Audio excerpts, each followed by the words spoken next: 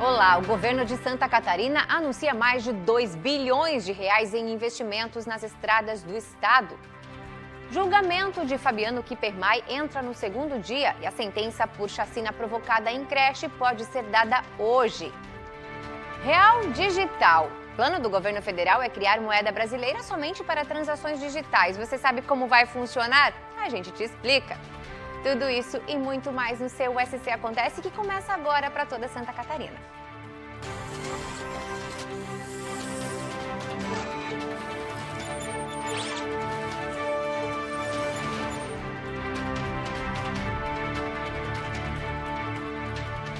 Olá, muito boa tarde para você.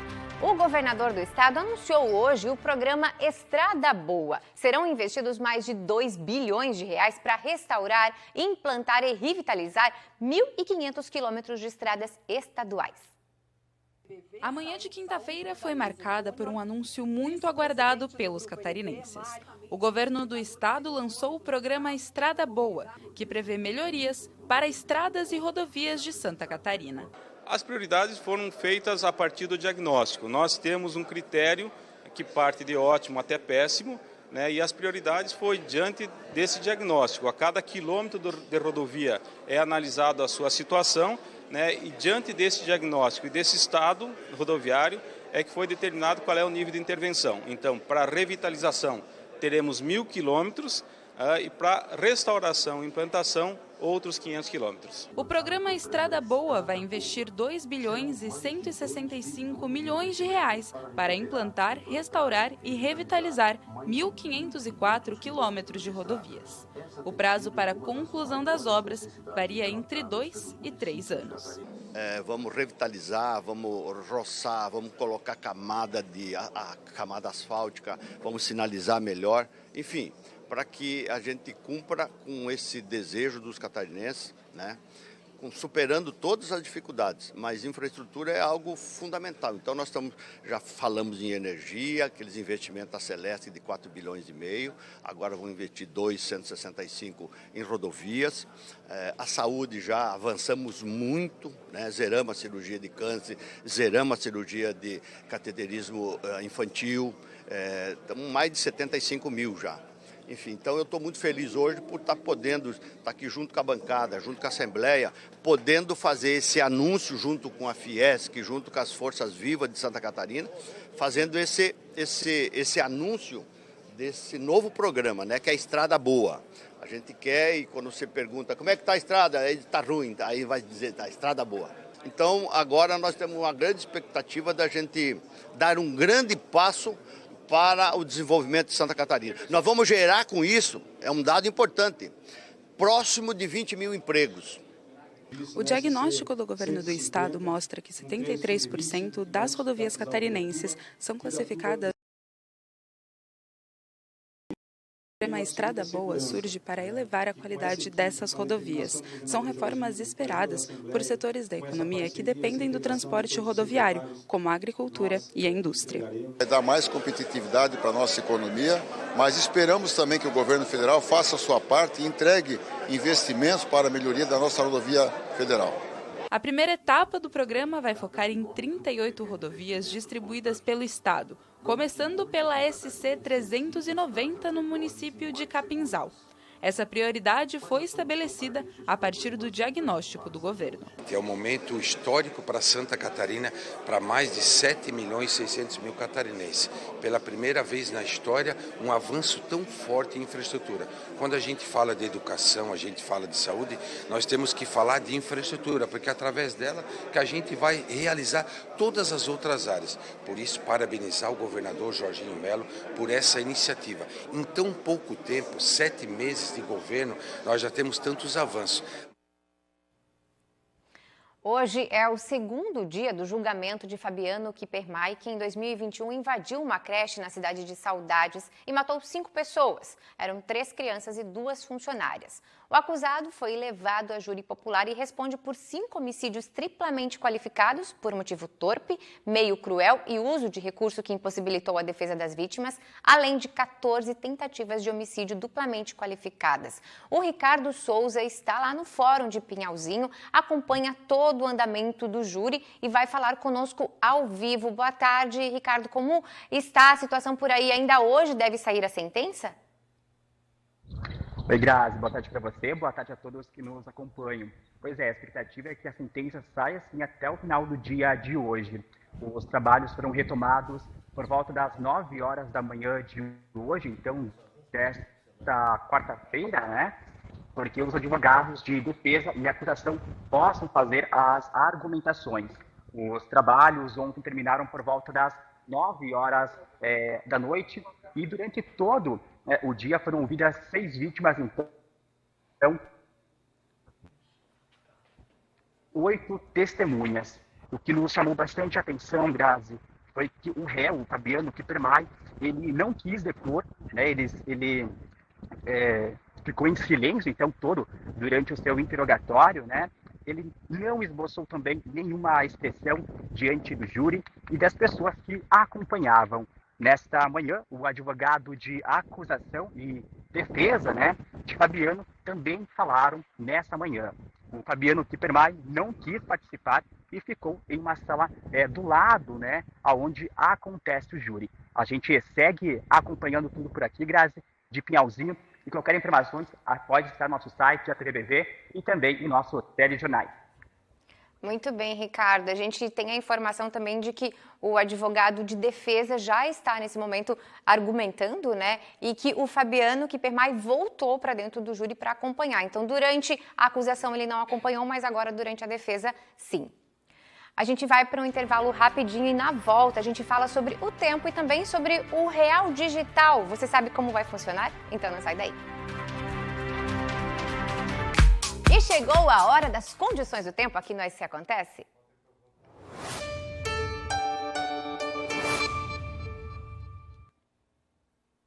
A quinta-feira segue com muitas nuvens, até temos aberturas de sol em algumas regiões, mas ainda há chances de chuva fraca, especialmente na parte leste, que pega aí a grande Florianópolis, litoral. As máximas hoje sobem um pouco, ficam na média de 21 a 24 graus na maior parte do estado e pode bater os 28 lá no oeste. E quando a gente pensa que o tempo vai firmar, tem uma nova frente fria chegando que traz mais chuva novamente para amanhã em todo o estado. Então a sexta vai ser chuvosa também. Pela manhã a chuva já atinge o oeste. Olha só, lá em Chapecó, apesar da chuva, a gente vai ter máximas de 24 graus. Em Urupema, mínimas de 12 e máximas de 19. Em Criciúma, mínimas de 17 e máximas de 22 graus. Aí à tarde a chuva vai voltar também para o litoral, para o Vale e Norte. Em Florianópolis, teremos mínimas de 17 e máximas de 22, em Joinville, mínimas de 15 e máxima de 28, e Blumenau, mínima de 17 e máximas de 28 graus também. E o fim de semana, aparentemente, deve ser de chuva, viu? Chuva fraca, mas os detalhes eu te conto amanhã. Porque agora a gente muda de assunto. Você já deve ter ouvido falar do Drex, né? Desde o início da semana, essa sigla está chamando a atenção e ganhando força nas rodas de conversa.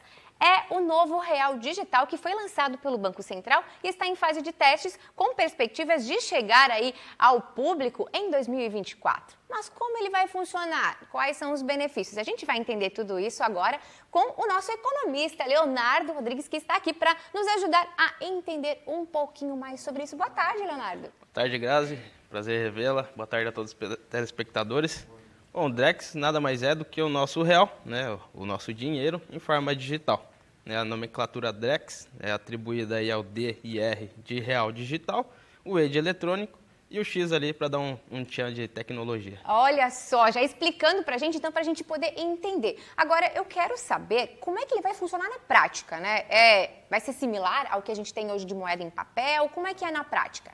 Exatamente, ele vai ser conversível para um ambiente digitalizado, mas ele tem a paridade ali, R$1 hoje físico ou em conta corrente vai valer um Drex, né? 5. Então ele tem a paridade exatamente com R$1, né? E a sua modalidade de fato virtual, né? Digital.